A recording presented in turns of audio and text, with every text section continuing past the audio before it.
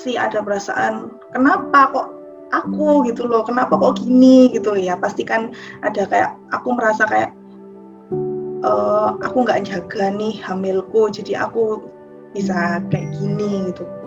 Cuman ya udahlah, kan semua juga harus tetap dijalanin ya gitu, ya berusaha supaya dia bisa tetap bertahan gitu.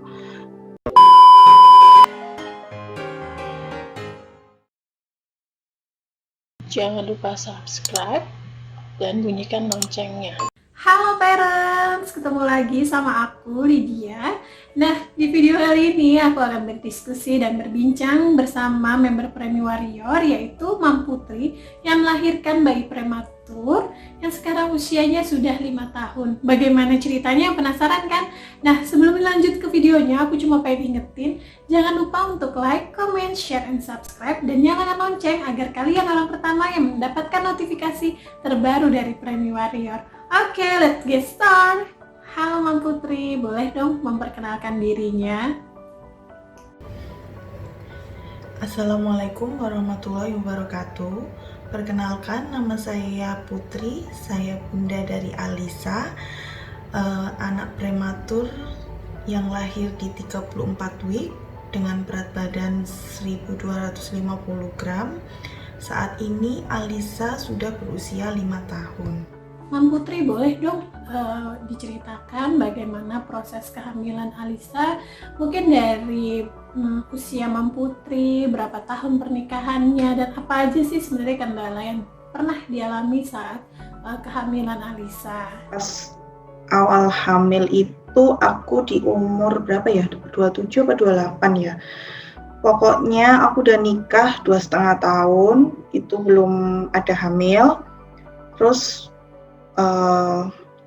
tahu-tahu hamil aja deh gitu ya, 2,5 tahun itu ya, kami nggak program sih, tiba-tiba hamil setelah pernikahan 2,5 tahun.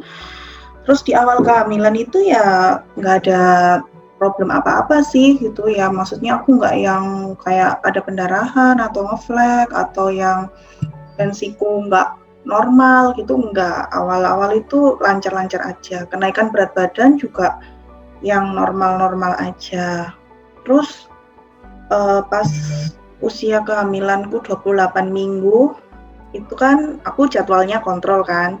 Nah pas kontrol itu tahu-tahu tuh waktu di suster kan pasti kan masuk ke rumah sakit gitu kan, pasti ke susternya dulu untuk dicek tekanan darahnya, berat badan gitu kan. Nah itu kok aku berat badanku kok naiknya banyak banget dari bulan lalu, itu hampir 3,5 kilo gitu. Terus dicek tekanan darahnya itu 170/100. Ditanyalah sama, kaget kan, aku perasaan biasanya juga normal-normal aja kan, tekanan darahnya 110/70 gitu, malah cenderung selama hamil itu cenderung rendah kan biasanya gitu. Ini kok tiba-tiba melonjak tinggi di usia 28 minggu gitu. Terus akhirnya sama susternya ditanyain, ibu habis ngapain, habis jalan kaki kah atau apa, mungkin ngos-ngosan gitu kan. Aku bilang tadi liftnya mati jadi aku naik tangga. Oh ya udah ditunggu deh 20 menit lagi nanti saya ukur lagi. 20 menit diukur lagi masih tetap segitu. Akhirnya aku disuruh masuk dulu ke ruang dokter. Dikasih rujukan buat ke lab untuk periksa urin ya. Periksa urin. Nah, pas hasil tes urinnya itu keluar, itu udah protein urinnya itu udah +2. Si dokternya langsung, ibu harus ngamar ya, harus bed rest di rumah sakit gitu. Saya tuh bingung kan, aduh datang kontrol kok ya habis itu langsung harus bed rest gitu. Akhirnya bed rest di tempatnya orang yang habis melahirkan SC gitu, di Malang, aku di Hermina sih gitu. Jadi nggak di ruang rawat inap yang itu, enggak kayak di ruang sebelahnya ruang bersalin. Kalau orang habis lahiran SC kan ada tempat ruang observasi recovery gitu. Di situ sekitar berapa hari ya aku di rumah sakit tuh udah konsul sama ada dokter jantung, dokter penyakit dalam, terus di USG Doppler juga kan gitu. Itu 28 minggu itu berat janinnya masih 1,1 ya, sebenarnya masih oke-oke aja sih, cuman tensinya ini nggak turun-turun gitu loh, tetap di angka 100, 170, 180 gitu. Akhirnya kan harus konsumsi obat penurun tekanan darah tinggi, terus habis itu minum pengencer darah juga kan gitu. Berapa hari, 5 hari lah di rumah sakit, boleh pulang karena udah stabil. Cuman tetap harus bed rest di rumah, nggak boleh ngapa-ngapain, udah nggak boleh kerja itu, di rumah aja gitu. Terus kontrol kan 2 minggu itu udah bagus, oh tensinya udah normal, terus berat janinnya juga udah 1,5 waktu itu. Terus 2 minggu, kan kontrolnya udah 2 mingguan, terus kontrol lagi 2 minggu, nah dilihat tensinya bagus gitu. Bu, tapi kok air ketubannya sedikit ya ini, terus kok di rekam jantung bayi janinnya itu kok nggak bagus gitu loh, naik turun, ada nggak pokoknya nggak stabil gitu. Akhirnya disuruh bed rest lagi, berarti waktu itu 28 baru 32 minggu. 32 minggu itu masih disuruh bed rest lagi, tidur di rumah sakit lagi 3 hari, pulang 3 hari di rumah sakit. Terus disuruh kontrol 3 harian, tapi waktu itu dokter kandungan aku bilang, Bu, saya mau umroh dulu nih, nanti ketemu awal Januari ya gitu, nanti waktu kontrol minggu depan ini sama dokter pengganti gitu. Nah waktu mau ke dokter pengganti itu kan jadwalnya sore nih habis maghrib, dari pagi itu di dalam perut ini nggak ada, kan saya disuruh ngitungin berapa kali gerakan ya sehari ya, karena udah maksudnya udah bolak-balik bed rest dan segala macam yang ketubannya sedikit lah, jadi harus dipakai kertas gitu ngitung berapa kali gerakannya gitu. Terus itu nggak ada sama sekali dari pagi. Terus aku bilang sama suamiku, ayo kita ke rumah sakit nih gitu. Nah kebetulan suamiku tuh lagi sakit juga gitu, lagi demam tinggi waktu itu 40 gitu derajat. Terus akhirnya ya udahlah kita ke rumah sakit. Itu dokternya kan habis maghrib, aku ke rumah sakit itu jam 3 sore. Di NST, di rekam jantung janinnya itu udah ada nggak ada gitu. Dilaporin sama susternya, telepon ke dokternya bilang disuruh bed rest aja di rumah sakit gitu, disuruh ngurus untuk rawat inap. Nah pas disuruh ngurus untuk rawat inap itu kan dicek lab kan ya, urin, terus di tensi juga, tensinya udah 200/100. Aku langsung 200 ini gitu. Terus hasil urinnya keluar tuh udah protein 3, Mam. Protein urinnya tuh udah +3 gitu. Dokter langsung bilang, Bu, ini nggak bisa lagi gitu. Ini harus 1 jam lagi kita melahirkan. Saya langsung shock gitu kan. Gila, ini tuh mau melahirkan nggak apa-apa, nggak ada persiapan sama sekali. Terus sama suami juga lagi demam gitu, langsung telepon orang tua segala macam kan gitu. Cuman ya aku nggak ngerti ya, waktu itu aku udah langsung dibawa aja ke ruang operasi, dan itu waktu liburan akhir tahun. Jadi dokter anak untuk perinatologi pun itu lagi nggak ada di tempat gitu, jadi harus nyari dokternya juga, dokter anaknya gitu. Ya wes, akhirnya masuklah ke ruang operasi itu jam 9 malam. Udah di ruang operasi itu kayaknya udah makin redek kan ya, jadi tekanan darahku tuh makin tinggi gitu loh, 200 lebih lah, 220 lah gitu. Sampai asisten yang di ruang di ruang operasinya tuh bilang, Ibu jangan tegang, nanti makin tinggi itu tensinya gitu. Terus udah mulai halusinasi juga itu, kayak udah nggak pokoknya halusinasi lah. 10 menit kemudian kan udah keluar nih si baby. Nah si babynya, si Alisa itu aku lihat tuh, aku tuh bilang sama orang-orang, ya Allah anakku cantik sekali, putih sekali, tapi terus rambutnya itu hitam lebat gitu, tapi nggak ada suara tangisan. Jadi Alisa itu nggak mengalami langsung nangis ya, Mam ya? Gitu udah. Jadi dia harus diresusitasi dulu, di bagging Apgar-nya cuma 3, Mam. Nilai Apgar-nya itu 3 gitu. Terus berapa menit kemudian tuh udah dengar suara tangisan tangisannya tapi lirih banget gitu, udah kayak nggak yang kayak baby kan mungkin ada ya yang prematur tapi yang spontan lahir langsung nangis kenceng gitu ya, wah gitu nggak, cuman lirih gitu. Dan beratnya itu untuk usia kehamilanku yang 34 minggu itu hanya 1,2, berarti dia udah nggak dapat asupan makanan yang cukup lah dari aku. Janin gitu. terhambat lah ya, dia sudah Ya, masuk ke janin terhambat. udah termasuk janin yang terhambat pertumbuhannya di dalam. Ya alhamdulillah nggak sampai yang fetal death ya itu, karena kalau aku nggak mau operasi malam itu juga nunggu besok pagi, mungkin udah lain cerita kali ya, gitu. Jadi Paham banget. ya rasanya itu kayak bingung, tapi waktu itu aku tuh cuman merasa bahwa anakku cantik sekali, putih, merah gitu, terus rambutnya itu hitam lebat. Ternyata yang aku lihat rambutnya hitam lebat itu bukan rambut, karena dia nggak ada rambut. Itu memang kepalanya sudah ungu, sudah berwarna biru keunguan. Jadi memang ya terlambat sedikit aja udah nggak tahu deh gimana. Gitu ya, aku yang nggak ada persiapan sama sekali sih waktu itu ya. Maksudnya aku juga nggak ada pengalaman, itu hamil pertama kaliku. Di awal aku merasa baik-baik aja, tapi di trimester ketiga kok jadi seperti itu. Sempet sih ada perasaan, kenapa kok aku gitu loh, kenapa kok gini gitu ya. Pasti kan ada kayak, aku merasa kayak aku nggak jaga nih hamilku, jadi aku bisa kayak gini gitu. Cuman ya udahlah, kan semua juga harus tetap dijalanin ya gitu. Ya berusaha supaya dia bisa tetap bertahan gitu. Kan tensinya tiba-tiba naik ya di usia 28 minggu ya. 20 berapa? 28 minggu itu kan tensi naik kan di 170.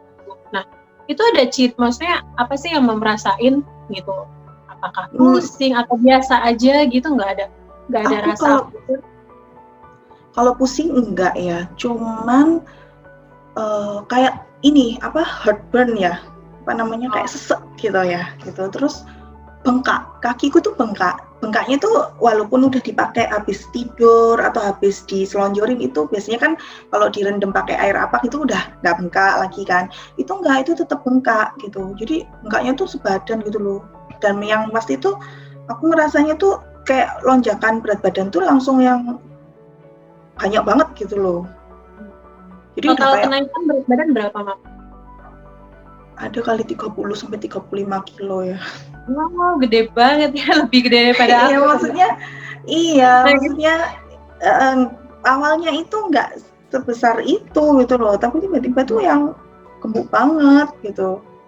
Nah, ini kan dari proses kehamilan pertama, di trimester pertama ya kan oke-oke aja nih ya. Iya. Pertama dari bulan pertama, 2, 3, 4 itu oke-oke aja. Nah, tapi pas di trimester ketiga di 28 minggu itu, atau sebenarnya dokter sudah ada kayaknya ada masalah nih, kayaknya ada masalah deh. Apa so far ya kandungannya baik-baik aja, nggak ada masalah? Dokter kandunganku sih bilangnya sih oke-oke aja, nggak ada apa-apa. Cuman kan aku 26 minggu ya kalau nggak salah, 2 minggu sebelum 28 minggu itu aku USG 4 dimensi. Itu udah hasilnya udah bagus. Cuman memang ini babynya agak kurus nih gitu. Babynya agak kurus gitu. Dari usia seharusnya banyakin makan es krim atau apa gitu yang bisa buat naikin berat badannya gitu. Tapi USG 4 dimensiku itu udah aman-aman aja gitu. Cuman dokternya bilang jantung gimana, oke, maksudnya ya nggak ada masalah gitu ya. Terus lingkar kepala, otak itu semua oke gitu. Terus ya tiba-tiba yang di 28 minggu itu aku juga nggak tahu kenapa kok tiba-tiba langsung naik tingginya segitu gitu. Sempet sih dokter SPOG ku bilang gitu, ini kehamilan keberapa gitu, riwayat kehamilan sebelumnya gimana gitu.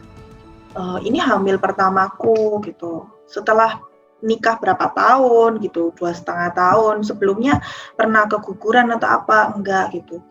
Karena kan memang, terus si dokter bilang, kalau memang yang udah berapa tahun menikah, terus ada nggak pernah hamil, terus tiba-tiba hamil, itu memang kadang-kadang, atau usia ibu terlalu muda juga, itu kan bisa pengaruh ke preeklamsia juga sih sebenarnya gitu. Cuman penyebab pastinya itu kenapa, aku juga belum paham sih gitu. Awalnya sih belum tahu ya, Mam ya. Sampai belum sekarang gitu. Belum ketahuan. Cuman dokter yang terakhir yang mengoperasiku itu kan dokter pengganti ya, bukan dokter itu bilang, plasentamu ini kecil, udah rusak gitu loh. Plasentanya kecil, air ketubanmu nggak ada sama sekali. Kemungkinan itu waktu penempelan janin awal, embrio itu nggak sempurna. Sama kayak aku. Jadi plasentanya itu nggak bisa masukin makanannya itu maksimal dari ibu ke bayi gitu. Akhirnya jadinya seperti itu. Soalnya kecil banget, Mam, itu plasentanya itu cuman, ya wajarnya plasenta kan besar gitu, itu udah kayak apa ya, itu tinggal sejariku gini kali ya, segini kali. Kecil, terus air ketubannya udah habis nggak ada sama sekali. Jadi itu proses kehamilannya, jadi so far kehamilannya baik-baik aja, tidak ada masalah, tapi pas di usia 26 minggu sudah terdeteksi sebenarnya bayinya kecil ya, lebih agak kecil lah. Agak kecil gitu, cuman untuk organ-organ yang lain katanya sih masih oke-oke aja gitu. Ya alhamdulillahnya sebelum kelahiran itu pun sudah suntik pematang paru tuh 4 kali aku gitu. Jadi kan pasti kalau kemungkinan untuk lahir lebih awal itu ada ya, karena kan di 28 minggu sudah kedetek untuk preeklamsi. Cuman dokter SPOG ku sih nyaranin buat ditunggu dulu gitu loh, ditahan supaya bisa lebih mature gitu. Ditahan sampai usia finally 34 minggu ya, Mam? 34 minggu, 34 minggu itu sudah harus dilahirkan karena sudah membahayakan ibu dan janinnya ya. Ibu dan janinnya, ya. Karena waktu mau operasi pun kata suamiku, Bapak ini taruhannya nyawa ya, kemungkinannya juga nggak bisa 100%. Jadi ya habis operasi aku masih harus di ruang observasi, di ruang pemulihan itu 1 kali 24 jam. Jadi aku nggak bisa ketemu anakku, nggak bisa dijenguk juga karena tensiku masih belum turun. Jadi kan takutnya kan kejang ya, ya jadi harus pengawasan ditaruh di ruang sendiri gitu. Terus anakku sudah masuk di NICU, aku juga nggak tahu itu semua kayaknya udah diurus sama suamiku ya, yang ngurus di NICU-nya gimana gitu. Baru ketemu Alisa tuh di hari ketiga. Aku cuman bisa nangis, ya Allah, kok sekecil ini gitu, dengan yang kecil banget, terus banyak banget alat-alat yang nempel gitu, pakai ventilator, pakai CPAP kan, terus ada sempet dibedah di ketiak itu kan untuk masukin makanan, terus kaki, tangan, semua itu ada buat infus kecil-kecil gitu. Gak ngebayangin ya rasanya tuh gimana ya, kayak udah rontok ke hati ini kayaknya. Oke parents, barusan kita sudah dengarkan kisah perjalanan Mam Putri saat melahirkan Ananda Alisa. Mam Putri terdiagnosa preeklamsia berat dan harus melahirkan Ananda Alisa di usia 34 minggu dengan berat badan 1.200 gram. Untuk episode selanjutnya, Mam Putri akan berbagi kisah pengalaman saat Alisa berada di NICU. Oke, thank you, bye-bye.